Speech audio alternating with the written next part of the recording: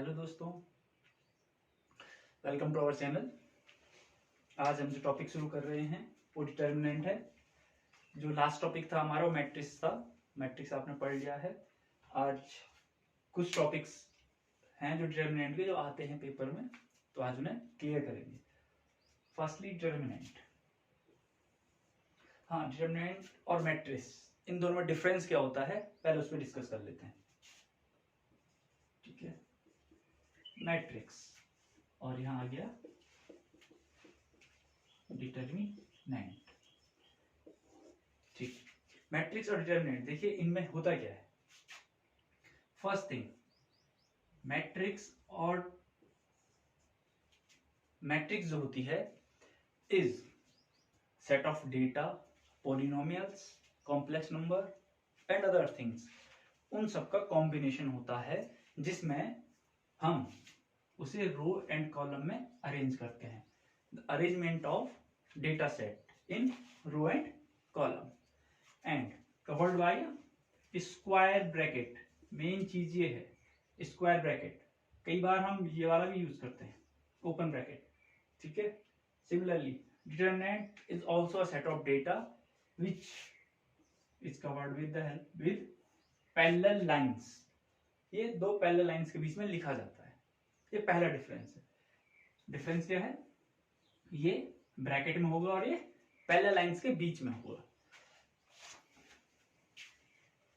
Second, ये first difference था। Second difference ये है कि जो मैट्रिसेस होती है वो n cross m, m cross n या फिर m क्रॉस m, यानी कि या तो फिर ये रेक्टेंगुलर होगी, रेक्टेंगुलर और स्क्वायर। ओके, जबकि ये only and only m cross m यानी कि स्क्वायर मैट्रिक्स। ये क्या होगी? स्क्वायर मैट्रिक्स होगी। ओके, इसका एग्जांपल लिख लेता हूं मैं। सपोज 1 2 3 4 5 6। ये मैट्रिक्स कितनी है? 2 रो और 3 कॉलम, यानी कि 2 क्रॉस 3 की है। और यहां लिखता हूं मैं, अगर यहां लिखूंगा 1 2 3 4। ये डिटर्मिनेंट है, ये 2 क्रॉस 2 का होगा। यहां भी लिख सकता है वैसे। इन दोनों में यही डिफरेंस है कि ये आप 2 क्रॉस 2 में लिखते हो, ये 2 क्रॉस 3। ये 2 क्रॉस 2 की भी हो सकती है, 3 क्रॉस 3 की भी हो सकती है। ठीक, जो मैट्रिसेस होती है, मैट्रिसेस को हमेशा ओनली एंड ओनली इस फॉर्म में लिखा जा सकता है। मैट्रिक्स को सॉल्व करोगे तो इसी फॉर्म में आएगा वो, n क्रॉस n या n cross n। Okay, why? जबकि जब डिटर्मिनेंट ए, अगर डिटर्मिनेंट कह रहे हैं तो इस फॉर्म में लिखा जाता है। ये डिटर्मिनेंट का सिंबल है। डिटर्मिनेंट को सॉल्व करोगे तो कोई नंबर आएगा, वो प्लस या माइनस किसी में भी हो सकता है। कोई फिक्स नंबर आएगा। नंबर आ सकता है, आइटम में आ सकता है, और कोई पॉलिनोमियल में आ सकता है, लेकिन एक फिक्स वैल्यू आएगी। थर्ड थी फोर्थ। अगर कोई है 1 2 3 4, अगर कोई मैट्रिक्स है, मैट्रिक्स के अगर मैं वैल्यूज को इंटरचेंज कर दूं तो नई मैट्रिक्स बन जाती है। सपोज मैंने ट्रांसपोज कर दिया, तो इसीलिए मैट्रिक्स के टाइप पढ़ा रखे हैं मैंने आपको, सबसे पहले वही पढ़ाया था। ये सब इन वैल्यूज पे डिपेंड करता है। जो ये वैल्यूज लिखी हैं, ये एलिमेंट्स हैं, जो इन एलिमेंट्स पे डिपेंड करता है। अगर इनके एलिमेंट्स को चेंज कर दिया तो नई मैट्रिक्स बन जाएगी। जैसा a इक्वल्स टू 1 2 3 4, एक मैट्रिक्स ये है। और अगर इसके वैल्यूज चेंज कर देता हूं 1 3 2 4, तो ये अनदर मैट्रिक्स बन गई। आप इसको ए ट्रांसपोज बोल सकते हो। मैंने ट्रांसपोज निकाल दिया। ठीक है, जबकि डिटर्मिनेंट में ऐसा नहीं होता है।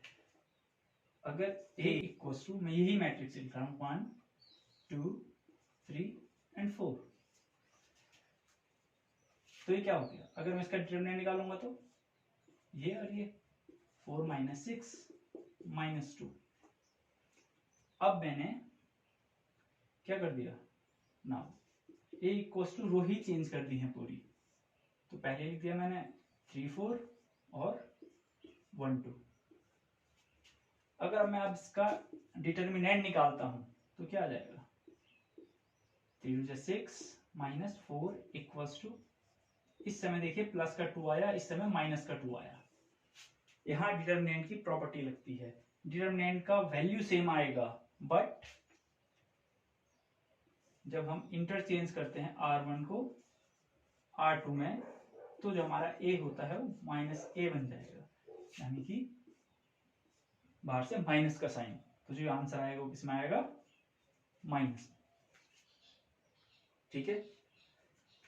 नेक्स्ट डिफरेंस है, जब कभी भी 1 2 3 4 5 एंड 6, जब कभी भी आप किसी मैट्रिक्स को सॉल्व कर रहे होंगे तो आप उस समय ओनली एंड ओनली रो या फिर कॉलम ऑपरेशन लगाओगे, ओनली एंड ओनली, दोनों में से एक ही ऑपरेशन से सॉल्व होगी।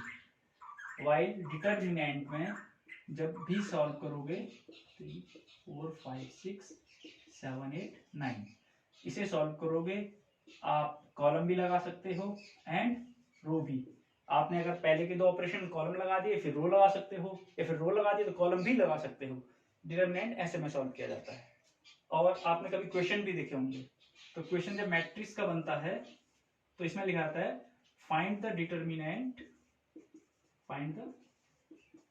Of given matrix. यूं लिखा रहता है नीचे पे A equals to U matrix लिखी रहती है। ठीक है, जबकि इसमें ओनली एंड ओनली लिखा आता है सॉल्व द डिटर्मिनेंट, यानी कि A इक्वल्स टू डिटर्मिनेंट क्या होगा उसे सॉल्व करना है, यानी कि आपको A का डिटर्मिनेंट निकालना है। ये डिफरेंसेस है। अब हम डिटर्मिनेंट सॉल्व करना सीखेंगे। जो डिटर्मिनेंट्स हमारे पास होते हैं, या फिर 1 क्रॉस 1 का होगा, या फिर 2 क्रॉस 2 का होगा, या फिर 3 क्रॉस 3, और आगे भी होते हैं, पर आपके पास अभी इतने ही हैं इसलिए इनको ही बताएंगे। तो सबसे पहले 1 क्रॉस 1। 1 क्रॉस 1 का मीन सिर्फ एक एलिमेंट होगा, सिर्फ एक एलिमेंट।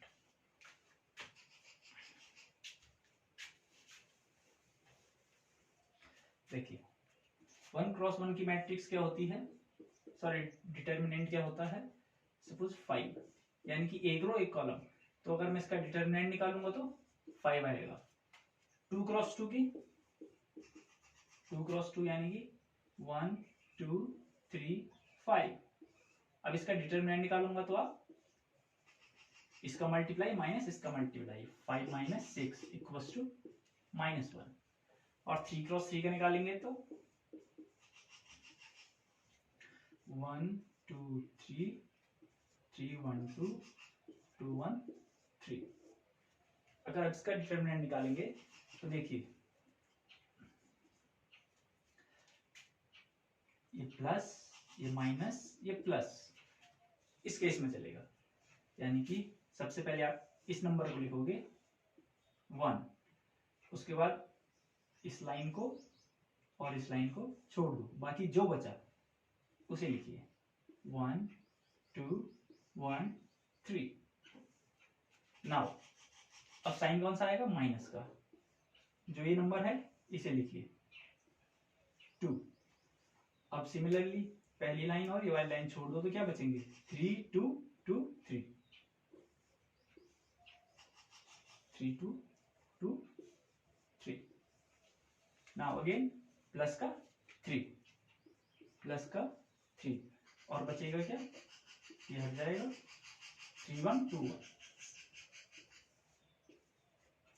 3 1 2।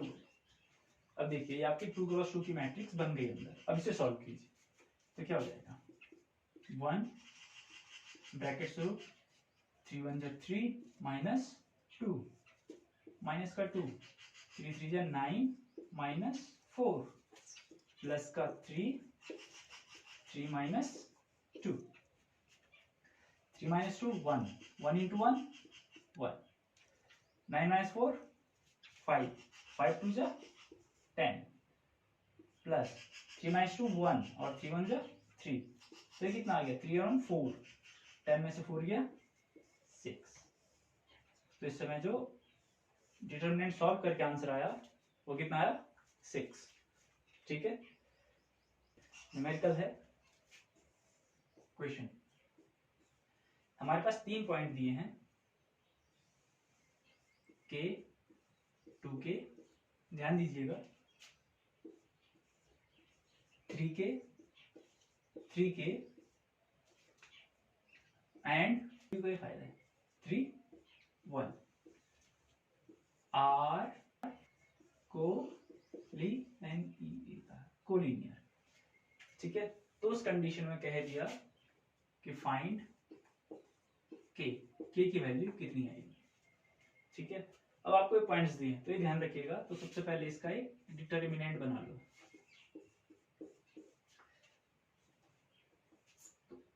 ए इन पॉइंट्स को लिखिए K 2K 3K 3K 3 and 1। अब आप जानते हो कि इतने में डिटरमिनेंट नहीं बनता है, तो कोलिनियर की कंडीशन भी कही है और हमें डिटरमिनेंट कंप्लीट करना है। तो ये बना 3 क्रॉस 3 का और कोलिनियर है तो 0। अब इसे सॉल्व कीजिए।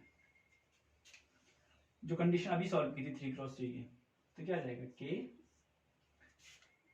3K minus 1 minus 2K 3K minus 3 plus of 1 3K minus 9K K into 3K 3K square minus of K minus 2 3 जा 6K square plus 6K plus 3K और 9K कितना हो जाता है 6K, लेकिन माइनस का। Now 3K square 6K square minus 3K square, तो एक प्लस का 6K और ये माइनस का 6K खत्म।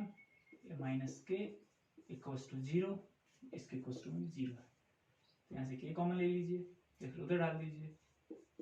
3K equals to K minus का K से K कटा तो K equals to 1/3 minus K की वैल्यू माइनस K की वैल्यू कितनी आ गई -1/3। ठीक है, अब अगला न्यूमेरिकल करते हैं। अगला न्यूमेरिकल है फाइंड डिटरमिनेंट ऑफ A का डिटरमिनेंट फाइंड करना है और A आपको गिवन है x minus lambda x x x x minus lambda x x x और x माइनस लैम्डा। वही बड़ा हो गया, कोई नहीं, वो x माइनस लैम्डा। अब इसका डिटरमिनेंट निकालना है। तो मैंने कहा था डिटरमिनेंट में आपकी दोनों प्रॉपर्टीज लगती हैं, रो एंड कॉलम। तो इसे सॉल्व कैसे कीजिएगा, देखिए सबसे पहले R1 इसमें ऐड कर दो सबको, R1 tense to R1 plus R2 plus R3, तो ये क्या बन जाएगा 3x minus lambda, again 3x minus lambda and 3x minus lambda, बाकी x x minus lambda x x x and x minus lambda. 3x minus lambda common ले लीजिए तो कितना आ जाएगा 3x माइनस लैम्डा बाहर आ गया, अंदर क्या बचा 1 1 and 1, again x x minus lambda x x x and x minus lambda. अभी देखो मैंने इस पे रो ऑपरेशन लगाया था, अब मैं इस पे कॉलम ऑपरेशन लगा रहा हूं।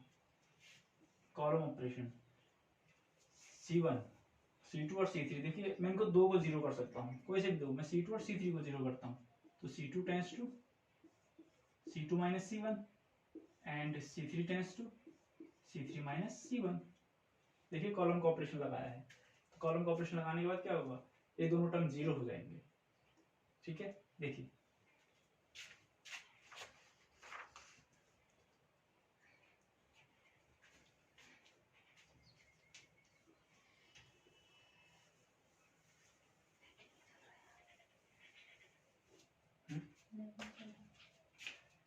ओके, देखिए C2 माइनस C1 पे कोई छेड़खानी नहीं किया, केवल C2 और C3 पे किए, तो हम क्या करेंगे, C1 को ऐसे ही लिख लीजिए x और x, C2 में से C1 गया, C2 में से C1 गया तो जीरो, इसमें से ये चला गया तो लैम्डा, इसमें से ये गया जीरो, सिमिलरली इसमें से ये गया जीरो, जीरो एंड लैम्डा। ठीक है, ठीक है, माइनस और ठीक है, अरे प्लस होता है मगर माइनस ले लिया। नाउ अब सॉल्व कीजिए, 1 इन दोनों को मल्टीप्लाई किया जाएगा लैम्डा स्क्वायर, ये प्लस में माइनस जीरो ब्रैकेट में कुछ भी हो फिर प्लस का जीरो, क्योंकि ये दोनों टर्म जीरो हो जाएंगे जब इनके अकॉर्डिंग खुलेंगे, तो आंसर कितना आएगा, केवल लैम्डा स्क्वायर। यानी कि जो हमने डिटरमिनेंट सॉल्व किया है, ए डिटरमिनेंट की वैल्यू है वो आएगी, ये जो पहले का था 3x माइनस लैम्डा और इंटू लैम्डा स्क्वायर। तो आज का टॉपिक यहीं पे खत्म। Thank you, please like and share.